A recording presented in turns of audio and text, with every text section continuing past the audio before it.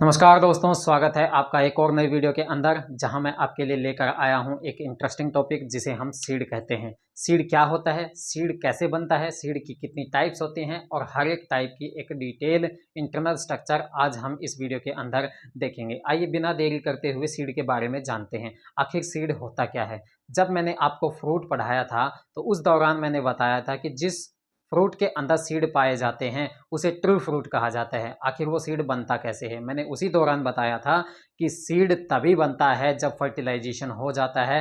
और फर्टिलाइजेशन किसके अंदर होगा, ओव्यूल के अंदर होगा। और ओव्यूल राइपन होकर के या फिर मैच्योर होकर के एक सीड का फॉर्मेशन करता है। इसी प्रकार मैंने यहाँ भी डेफिनेशन लिखी है कि it is a ripened ovule which contain embryo. ये एक राइपेंड या फिर मैच्योर ओव्यूल है जिसके अंदर एम्ब्रियो पाया जाता है, उसे ही हम सीड के नाम से जानते हैं। तो every seed has two parts, हर एक सीड के पास दो पार्ट पाए जाते हैं। इन दो पार्ट के बिना सीड नहीं कहलाया जा सकता।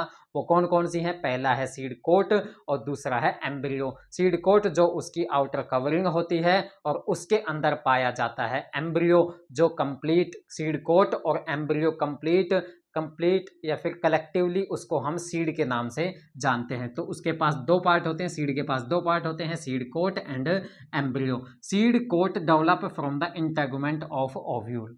अब बात आती है इंटेगुमेंट ऑफ ओव्यूल क्या होता है। उससे पहले आपको ये पता होना चाहिए कि ओव्यूल आखिर में दिखता कैसा है, ओव्यूल की स्ट्रक्चर क्या होती है, ओव्यूल के पार्ट्स क्या क्या होते हैं। मैंने आपको बताया था कि गाइनोशियम के अंदर कार्पल होता है और कार्पल तीन पार्ट से मिलकर के बना हुआ होता है। क्या क्या, स्टिग्मा, स्टाइल एंड ओवेरी। उस ओवेरी के अंदर ही प्रेजेंट होता है ओव्यूल, जो ओवेरी से अटैच होता है वाया प्लेसेंटा। मैंने आपको पिछली वीडियो के अंदर ये बहुत ही अच्छे से समझाया है। आइए इस स्ट्रक्चर के अंदर देखते हैं कि ओव्यूल के क्या क्या पार्ट होते हैं और वो अलग अलग पार्ट एम्ब्रियो या फिर हम कह सकते हैं सीड के अलग अलग पार्ट का फॉर्मेशन करते हैं। देखिए कि यहाँ पे मैंने अपर पार्ट बनाया है एक कार्पल का जिसे कहते हैं स्टिग्मा, और उसका मिडल पार्ट स्टाइल, और नीचे वाला ball like structure, round structure जिसे हम ओवेरी के नाम से जानते हैं। इसी ओवेरी के अंदर प्रेजेंट होता है ओव्यूल। जो ये आपको कॉम्प्लेक्स जैसी स्ट्रक्चर नजर आ रही है इसी को हम ओव्यूल के नाम से जानते हैं। और ये पूरा का पूरा ओव्यूल किससे अटैच है, दिस इज कॉल्ड प्लेसेंटा। इसे हम प्लेसेंटा के नाम से जानते हैं। तो प्लेसेंटा से अटैच है कौन, ओव्यूल। अब इस ओव्यूल के अंदर क्या क्या चीजें प्रेजेंट हैं। ओव्यूल जिस पार्ट से प्लेसेंटा के साथ अटैच है उसे हम, उस एंड को हम क्या बोल देते हैं, इस एंड को हम क्या बोल देते हैं, इसको हम बोल देते हैं चलाजा एंड। और जिस तरफ खुला एंड होता है, ओपन एंड होता है, उस एंड को हम बोल देते हैं माइक्रोपाइल एंड। तो ओव्यूल के पास दो एंड प्रेजेंट होते हैं, एक बंद एंड, एक क्लोज्ड एंड कह सकते हैं उसे हम, और एक ओपन एंड कह सकते हैं। ओपन एंड को हम कहते हैं माइक्रोपाइल एंड और क्लोज एंड को हम कहते हैं क्या, चलाजा एंड। चलाजा एंड हमेशा किस तरफ होगा, हमेशा किस तरफ होगा, इस ओव्यूरी की तरफ होगा। और मतलब कि जो माइक्रोपाइल एंड होगा इसी के तरफ से ही क्या एंट्री करेगा, यहाँ पोलन ग्रेन्स के अंदर जो मेल गैमेट होता है वही इस माइक्रोपाइल एंड की तरफ से एंटर करेगा। इस ओव्यूल की स्ट्रक्चर के अंदर क्या प्रेजेंट होता है, एक बहुत ही इंपॉर्टेंट चीज प्रेजेंट होती है। जहां फीमेल गैमेट पाया जाता है उसी को हम क्या बोलते हैं, एम्ब्रियो सैक बोलते हैं। तो आउटर क्या है, ओवेरी है, ओवेरी के अंदर प्रेजेंट होता है ओव्यूल, और ओव्यूल के अंदर प्रेजेंट होता है एम्ब्रियो सैक, और एम्ब्रियो सैक के अंदर होता है फीमेल गैमेट जिसे हम एग के नाम से जानते हैं। उसी एग को फर्टिलाइज करने के लिए यहाँ से पोलन ग्रेन जब ग्रो होता है उसके पास होता है मेल गैमेट, और वो मेल गैमेट माइक्रोपाइल एंड के थ्रू अंदर जाएगा और फीमेल गैमेट को फ्यूज करके फर्टिलाइजेशन की प्रोसेस को कंप्लीट करेगा। तो इस ओव्यूल के पास क्या है, एम्ब्रियो सैक है। इस एम्ब्रियो सैक की जो कवरिंग है, इस एम्ब्रियो सैक को कवर किए हुए है कौन, ओव्यूल की जो आउटर लेयर है वो एम्ब्रियो सैक को कवर किए हुए है, उसी को हम बोलते हैं क्या, इंटेगुमेंट्स।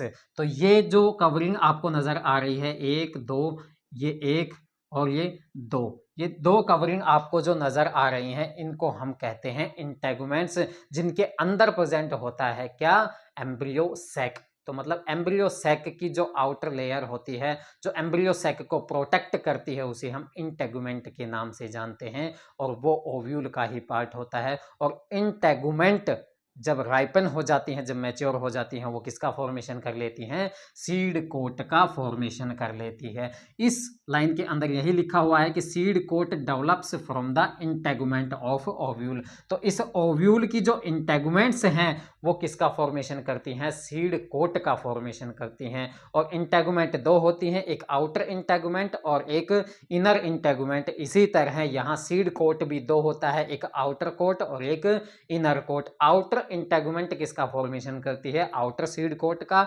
और इनर इंटेगुमेंट किसका फॉर्मेशन करती है? इनर सीड कोट का। उनको अलग अलग नाम से जाना जाता है। Seed coat is made up of 2 layer. Seed coat 2 layer से मिलकर बनी हुई होती है, क्योंकि इंटेगुमेंट भी 2 ही होते हैं नॉर्मली। क्या? आउटर इंटेगुमेंट और इनर इंटेगुमेंट।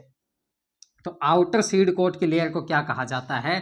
टेस्टा के नाम से जाना जाता है, जो कि हार्ड नेचर की होती है और लेदरी नेचर की होती है। नेक्स्ट उसके अंदर इनर जो लेयर होती है सीड कोट की, उसे टेगमेन के नाम से जाना जाता है, जो कि बहुत ही पतली नेचर की होती है, बहुत ही थिन होती है। तो मैंने यहाँ बताया कि सीड कोट पहली बात तो बनता किससे है? वो बनता है ओव्यूल के इंटेगुमेंट से। अब सीड कोट कितने होते हैं? 2 सीड कोट की लेयर होती हैं। पहली होती है आउटर लेयर, जिसे हम टेस्टा के नाम से जानते हैं। दूसरी होती है इनर लेयर, जिसे हम टेगमेन के नाम से जानते हैं। जो टेस्टा होती है वो किससे बनती है? आउटर इंटेगुमेंट से बनती है। जो टेगमेन होती है वो किससे बनती है? इनर इंटेगुमेंट से बनी हुई होती है। जो टेस्टा होती है, यानी कि जो आउटर सीड कोट होता है, वो कैसा होता है? हार्ड नेचर का होता है, लेदरी कंडीशन का होता है। बट जो इनर इंटेगुमेंट या फिर इनर सीड कोट जो होती है, वो कैसी होती है? थिन कंडीशन की होती है, जिसे हम टेगमेन के नाम से जानते हैं। तो अभी तक मैंने बताया कि सीड क्या होता है? एक राइपेंड ओव्यूल होता है, और ओव्यूल राइप होने के बाद सीड का फॉर्मेशन करता है। और हर एक सीड के पास 2 पार्ट पाए जाते हैं, जिसे हम सीड कोट और एम्ब्रियो के नाम से जानते हैं। सीड कोट किससे डेवलप होता है? ओव्यूल के जो ये इंटेगुमेंट्स होते हैं, उससे ही सीड कोट का फॉर्मेशन होता है। और ओव्यूल के अंदर क्या पाया जाता है? एम्ब्रियो सैक पाया जाता है। वही एम्ब्रियो सैक के अंदर क्या होता है? एग होता है। वो एग फर्टिलाइज होकर के एक जाइगोट का फॉर्मेशन करेगा, और वो जाइगोट जब डेवलप होना स्टार्ट हो जाएगा तो एम्ब्रियो का फॉर्मेशन करेगा। यहाँ एम्ब्रियो बनता है एम्ब्रियो सैक के अंदर। तो कुल मिला के क्या बात है कि ये जो ओव्यूल है, इसी के अंदर एम्ब्रियो होता है, और ओव्यूल की जो आउटर लेयर हैं वो सीड कोट का फॉर्मेशन कर देती हैं। तो नेक्स्ट देखते हैं the outer surface of seed.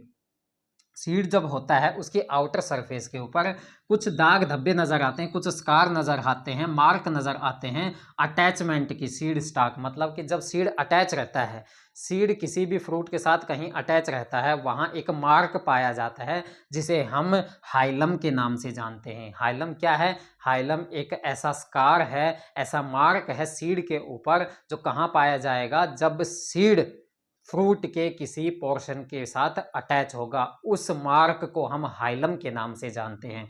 Next point देखते हैं, chalaza and part of funiculus. अब ये फ्यूनिकुलस क्या है?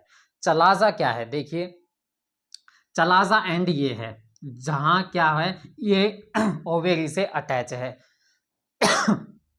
और ये जो लॉन्ग पार्ट है जो ओव्यूल को घुमाए हुए है, नॉर्मली ओव्यूल ये था, बट इस कंडीशन में क्या है, ये ओव्यूल इस तरह से घुमा हुआ है। ठीक है, तो ये एंड क्या है? ये पूरा ये जो स्ट्रक्चर है, ये जो सिलेंड्रिकल स्ट्रक्चर है, इसे हम फ्यूनिकुलस के नाम से जानते हैं। बट ये जो एंड है, इसे कहते हैं हम चलाजा एंड, जो किसके साथ अटैच है? ओवेरी के साथ अटैच है, प्लेसेंटा के साथ अटैच है। और इसका जो ये ओपनिंग है, इसको हम कहते हैं माइक्रोपाइल एंड कहते हैं। तो हम यहाँ कह रहे हैं chalaza and the part of funiculus fused with seed wall called raphe. अब देख रहे हो कि आप ये सिलेंड्रिकल पार्ट इस इंटेगुमेंट के साथ फ्यूज हो रहा है, फ्यूज हो रहा है, तो इस पार्ट को हम क्या बोल देते हैं? रैफे के नाम से जानते हैं। तो ये कुछ एक पॉइंट हैं जो सीड के बारे में आपको पता होना चाहिए। उससे पहले आपको ये पता होना चाहिए कि ओव्यूल क्या होता है, ओव्यूल किस तरह से अरेंज होता है। एक मैंने बताया कि नॉर्मल ओव्यूल होता है कि माइक्रोपाइल एंड ऊपर,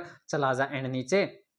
इस तरह से नॉर्मल होता है, एक होता है घुमा हुआ, और कई तरह के होते हैं, एक इस तरह से होता है, कई तरह के ओव्यूल होते हैं, वो टाइप ऑफ ओव्यूल्स के अंदर हम पढ़ेंगे। ये जो ओव्यूल है इसको हम एनाट्रोपस ओव्यूल के नाम से जानते हैं। एनाट्रोपस मतलब ये उल्टा हुआ ओव्यूल है। तो यहाँ पे मैंने ओव्यूल की एक ये टिपिकल एंजियोस्पर्म के अंदर ज़्यादातर एनाट्रोपस ओव्यूल ही देखने को मिलता है, इसीलिए मैंने आपके सामने ये एनाट्रोपस ओव्यूल रखा है। नेक्स्ट पॉइंट देखते हैं, the seed coat encloses embryo. अभी मैंने बताया कि सीड के पास दो पार्ट होते हैं, एक सीड कोट और एक एम्ब्रियो। सीड कोट के अंदर ही एम्ब्रियो प्रेजेंट होता है, which is differentiated into 3 parts.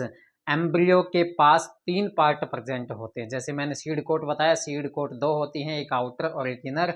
इसी तरह एम्ब्रियो के पास 3 पार्ट प्रेजेंट होते हैं। कौन कौन से?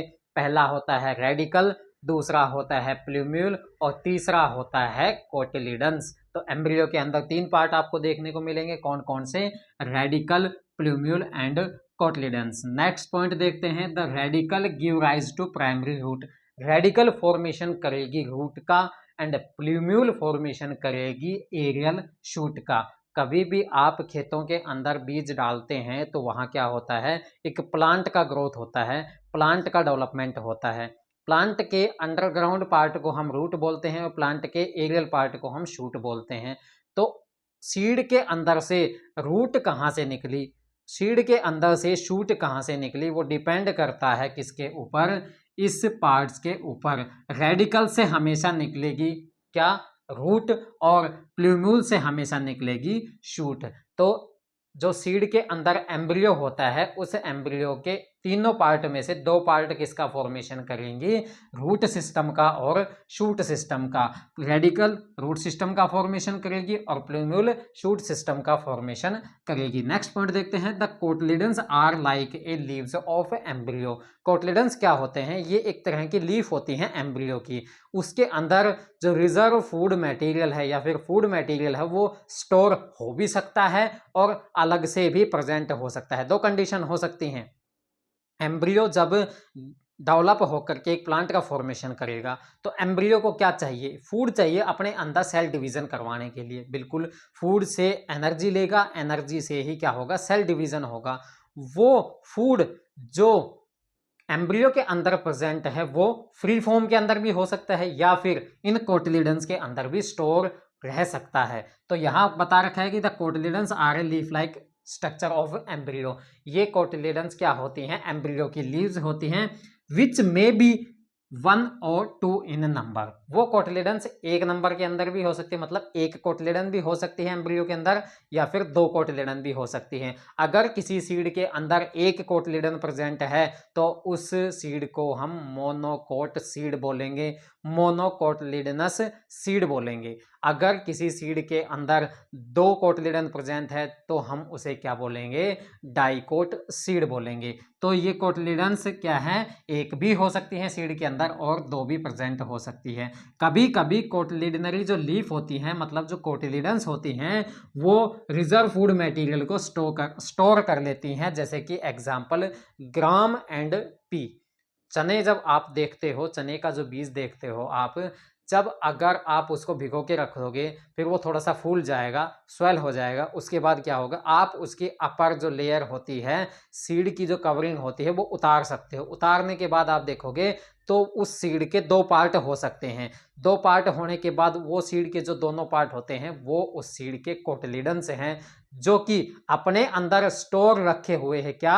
Reserve food material. इसकी वजह से उनकी थिकनेस इंक्रीज हो गई। अगर उन कोटिलिडन्स के अंदर रिजर्व फूड मटेरियल नहीं होता तो उनकी थिकनेस कम होती, बहुत ही थिन नेचर के क्या होते? वो कोटिलिडन्स होते हैं। इसकी वजह से यहाँ पे एग्जाम्पल ग्राम एंड पी दिया गया है, क्योंकि इनके सीड के जो कोटिलिडन्स होते हैं वो क्या स्टोर रखते हैं? अपने अंदर रिजर्व फूड मटेरियल को स्टोर रखते हैं, जिसकी वजह से उनकी थिकनेस इंक्रीज हो जाती है। नेक्स्ट पॉइंट देखते हैं, the part of embryo. Embryo के एक्सिस का जो पार्ट है किस किस के बीच में? रेडिकल के बीच में और point of attachment of cotyledons के बीच में, उसको हम हाइपोकोटाइल के नाम से जानते हैं।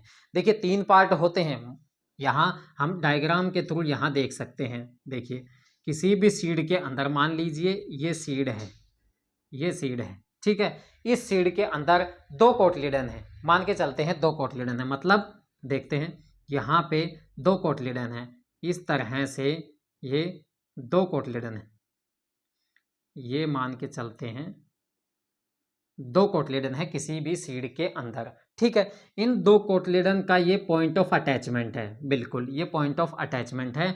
ये इस एक्सिस के ऊपर पॉइंट ऑफ अटैचमेंट किसका है? कोटलीडन्स का। तो यहाँ पे मैंने क्या कहा है? Point of attachment of cotyledons. 2 cotyledon के बीच में जो पॉइंट ऑफ अटैचमेंट है उसके, और यहाँ पे क्या प्रेजेंट है? रेडिकल प्रेजेंट है, रेडिकल प्रेजेंट है।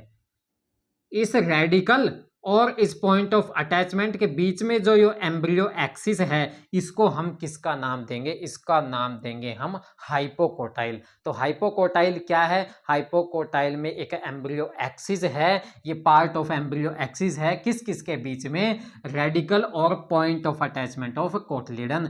2 कोटलीडन का जो पॉइंट ऑफ अटैचमेंट है और रेडिकल जहां प्रेजेंट है, उसके बीच की जो एम्ब्रियो एक्सिस है उसे हम किसके नाम से जानते हैं? हाइपोकोटाइल के नाम से जानते हैं। नेक्स्ट बात करते हैं एपिकोटाइल। एपिकोटाइल क्या होता है? उसी तरह जहां ये एम्ब्रियो एक्सिस हमने रेडिकल और पॉइंट ऑफ अटैचमेंट ऑफ कोटलीडन्स के बीच में देखी, जो एपिकोटाइल है वो क्या होती है? प्लूम्यूल और पॉइंट ऑफ अटैचमेंट ऑफ कोटलीडन्स के बीच की जो एम्ब्रियो एक्सिस है उसे हम किसके नाम से जानते हैं? उसे हम एपिकोटाइल के नाम से जानते हैं। तो हाइपोकोटाइल एंड एपिकोटाइल 2 चीजें हो गई। हाइपोकोटाइल किस किस के बीच में है? रेडिकल और पॉइंट ऑफ अटैचमेंट ऑफ कोटलीडन्स के बीच में है। और एपिकोटाइल क्या होता है? वो एम्ब्रियो एक्सिस जो प्लूम्यूल और किसके बीच में होता है? पॉइंट ऑफ अटैचमेंट ऑफ कोटलीडन्स के बीच में होता है, तो उसे हम क्या कहते हैं? एपिकोटाइल कहते हैं। ये 2 पॉइंट आप जरूर ध्यान रखिएगा। मैं दोबारा से इसको रिपीट कर देता हूं कि एम्ब्रियो के अंदर 3 पार्ट होते हैं, प्लूम्यूल, रेडिकल एंड कोटलीडन्स। प्लूम्यूल किसका फॉर्मेशन करेगा? शूट सिस्टम का फॉर्मेशन करेगा। रेडिकल रूट सिस्टम का फॉर्मेशन करेगा। और कोटलीडन्स क्या होती हैं? एक लीफ होती हैं एम्ब्रियो की, उनके अंदर रिजर्व फूड मटेरियल स्टोर हो सकता है या फिर नहीं हो सकता। मतलब रिजर्व फूड मटेरियल फ्री भी प्रेजेंट हो सकता है एम्ब्रियो के अंदर, या फिर कोटलीडन्स के अंदर स्टोर होके रह सकता है। साथ के साथ जो कोटलीडन्स हैं वो नंबर 1 के अंदर भी, मतलब 1 नंबर के अंदर भी पाए जा सकते हैं, या फिर उनका नंबर 2 भी हो सकता है। उसी बेस के ऊपर हम प्लांट या सीड को हम मोनोकोट सीड या फिर डाइकोट सीड के नाम से जानते हैं। और साथ के साथ हमने अभी डिफाइन किया कि हाइपोकोटाइल क्या होती है और एपिकोटाइल क्या होती है। नॉर्मली आप बोलोगे कि हाइपोकोटाइल क्या होती है? एक एम्ब्रियो की एक्सिस ही होती है, और एपिकोटाइल भी एक एम्ब्रियो की एक्सिस ही होती है। बट ये होती है क्या? प्लूम्यूल और पॉइंट ऑफ अटैचमेंट ऑफ कोटलीडन्स के बीच में, और हाइपोकोटाइल होती है रेडिकल और पॉइंट ऑफ अटैचमेंट ऑफ कोटलीडन्स के बीच में। नेक्स्ट हम देखते हैं कि जो सीड होते हैं 2 टाइप के होते हैं, एल्ब्यूमिनस सीड और एक्स एल्ब्यूमिनस सीड।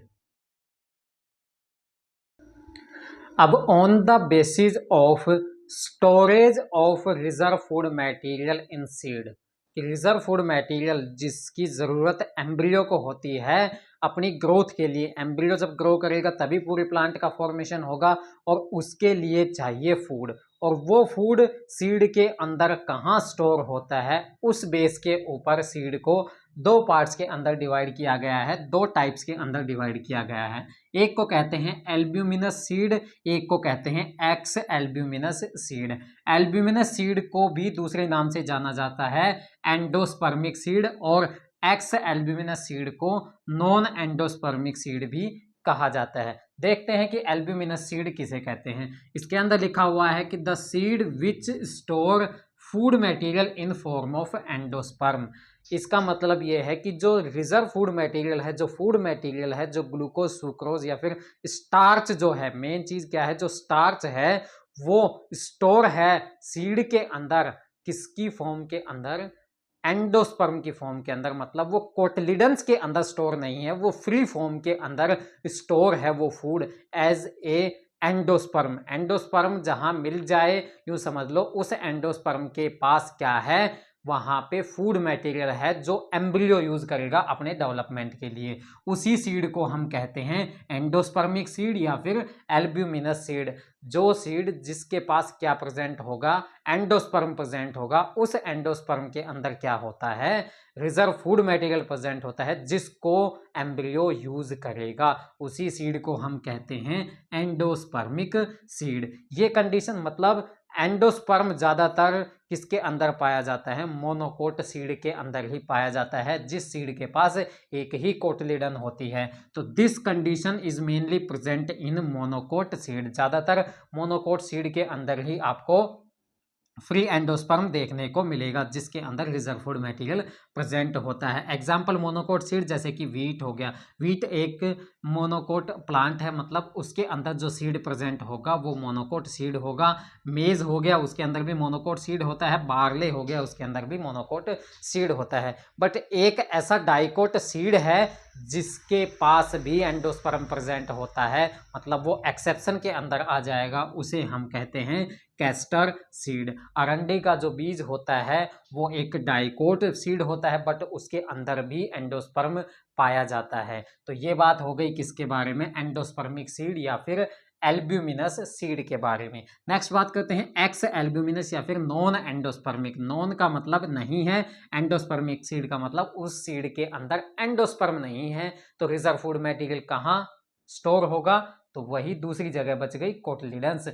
कोटलीडन्स के अंदर अब यहाँ क्या होगा, फूड स्टोर होगा स्टार्च की फॉर्म के अंदर। तो यहाँ the seed which store food material in their cotyledons, वो सीड जो अपने फूड मटेरियल को स्टोर करेगी एम्ब्रियो के कोटलीडन्स के अंदर, उसी सीड को हम कहेंगे नॉन एंडोस्पर्मिक सीड, जिसके अंदर एंडोस्पर्म अब्सेंट है, एंडोस्पर्म है ही नहीं। उसके अंदर कोटलीडन तो मिलेंगे, साथ के साथ क्या मिलेगा, एंडोस्पर्म भी देखने को मिलेगा। बट इसके अंदर नॉन एंडोस्पर्मिक सीड के अंदर एंडोस्पर्म नहीं होगा, सिर्फ और सिर्फ कोटलीडन देखने को मिलेगी। और उन्हीं कोटलीडन के अंदर क्या होता है, फूड स्टोर होता है, जिसको वो एम्ब्रियो का क्या कर लेता है, यूज कर लेता है। और यूज करने के बाद जो एनर्जी मिलती है उसी से ही सेल डिवीजन करके पूरे प्लांट का फॉर्मेशन कर देता है।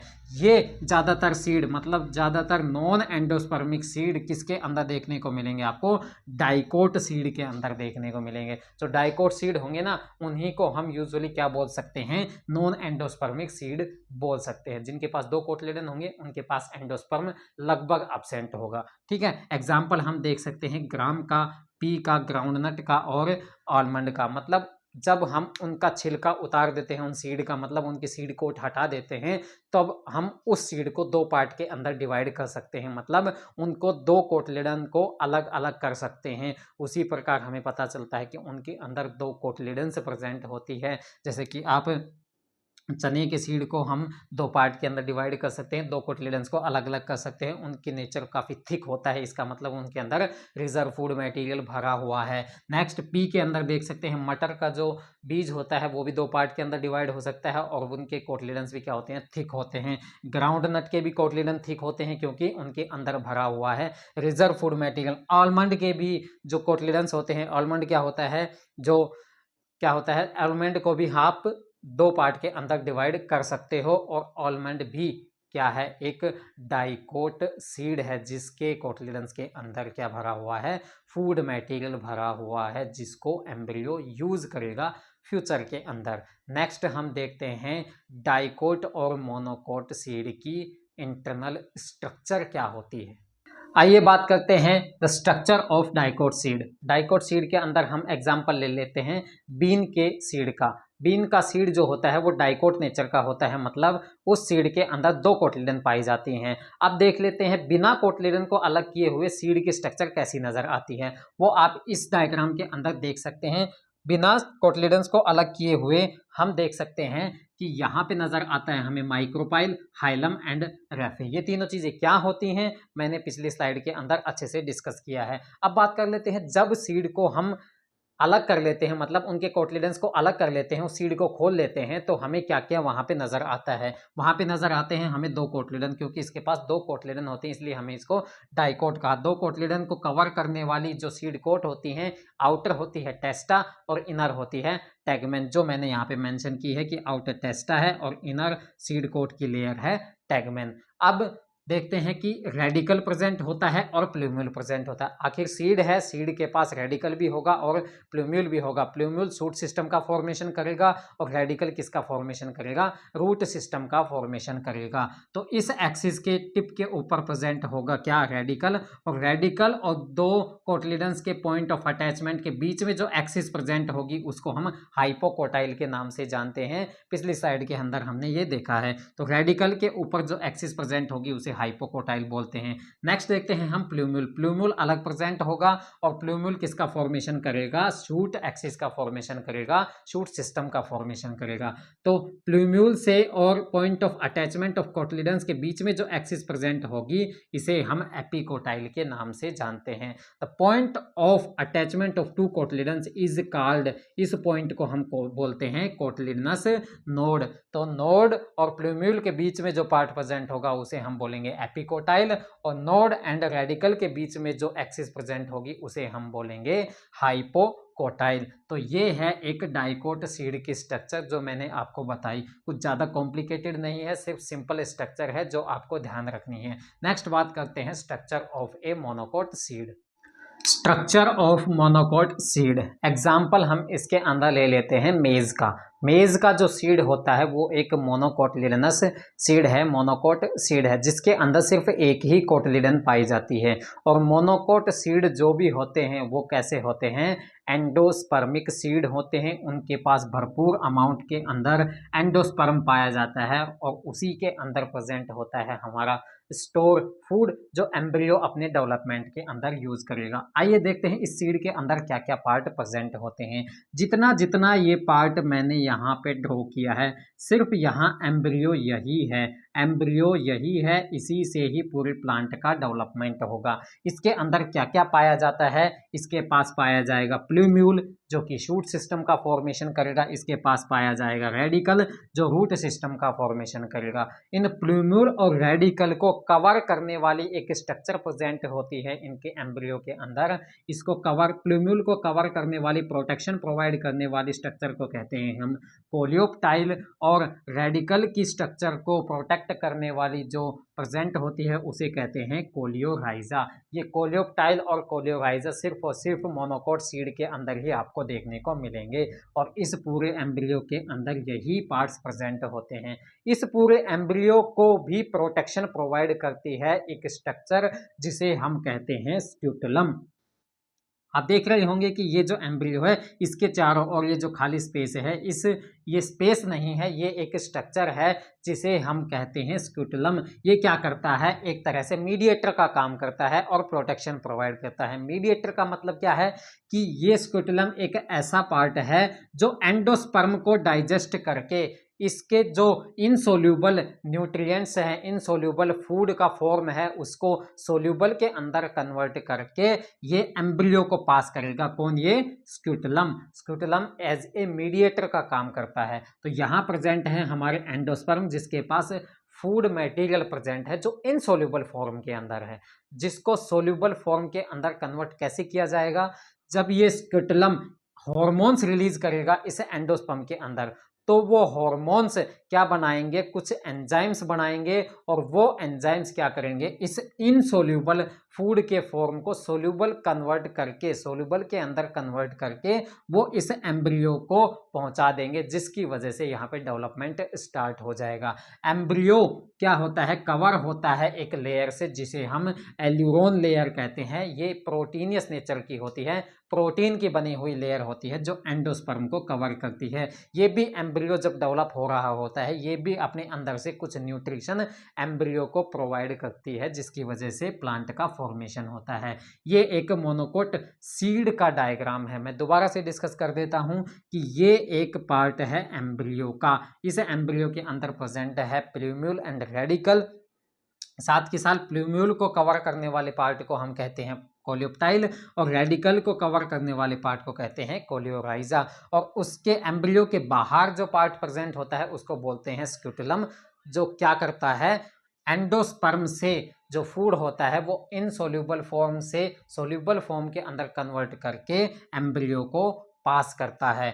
ये एंडोस्पर्म का फूड क्या होता है, स्क्यूटलम के थ्रू एम्ब्रियो तक पहुंचता है। जो एंडोस्पर्म होता है वो फ्री फॉर्म के अंदर प्रेजेंट होता है, उसके चारों तरफ प्रोटीन की एक लेयर पाई जाती है जिसे हम एल्यूरोन लेयर कहते हैं। तो ये है आपके सामने मोनोकोट सीड का एक डायग्राम और एक स्ट्रक्चर। अब देखते हैं थोड़े से डिफरेंस मोनोकोट और डाइकोट सीड के अंदर क्या क्या होते हैं। अब हम यहाँ देख लेते हैं कुछ ऐसे डिफरेंस जो मोनोकोट और डाइकोट के अंदर हमने अभी तक पढ़े। देख लेते हैं एक एक करके क्या क्या डिफरेंस होता है। पहला डिफरेंस ये है कि इसके एम्ब्रियो के पास ओनली एक ही कोटलेडन पाई जाती है मोनोकोट के पास, और डाइकोट के अंदर क्या होता है, इस एम्ब्रियो के पास 2 कोटलेडन्स पाए जाते हैं। सेकंड डिफरेंस देखते हैं कि इसका रिजर्व फूड मटेरियल स्टोर होता है एंडोस्पर्म के अंदर, और डाइकोट के अंदर जो रिजर्व फूड मटेरियल स्टोर होता है वो कोटलेडन्स के अंदर होता है। नेक्स्ट डिफरेंस देख लेते हैं, embryo is placed at one corner of seed. अभी अभी मैंने क्या बताया,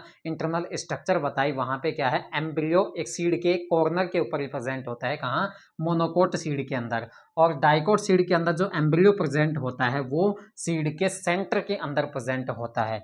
नेक्स्ट पॉइंट देखते हैं, it contains coleorhiza and coleoptile, जो कि प्लूम्यूल और रेडिकल की अपर कवरिंग थी जो डाइकोट के अंदर अब्सेंट होती है। It do not contain coleoptile and coleorhiza, dicot के अंदर कोलियोप्टाइल और कोलियोराइजा प्रेजेंट नहीं होती है। नेक्स्ट एंड लास्ट डिफरेंस देखते हैं कि एंडोस्पर्म कवर होता है एल्यूरोन लेयर से, किसके अंदर, मोनोकोट के अंदर। अभी अभी हमने पिछली स्लाइड के अंदर डायग्राम देखा है। डाइकोट के अंदर ना तो एंडोस्पर्म होता है तो उसको कवर करने वाली लेयर का तो काम ही नहीं है, वहां पे तो एल्यूरोन लेयर तो अब्सेंट ही होती है। ये कुछ एक बेसिक डिफरेंस है जो मोनोकोट और डाइकोट के अंदर मैंने आपके सामने रखे हैं। आज उम्मीद करता हूं कि आपको ये वीडियो काफ़ी पसंद आई होगी, और ये वीडियो आपको कैसी लगी प्लीज़ कमेंट के अंदर अपना फीडबैक ज़रूर दें। सीड के बारे में सिर्फ इतना ही है, आगे हम अगली वीडियो के अंदर ज़रूर मिलेंगे।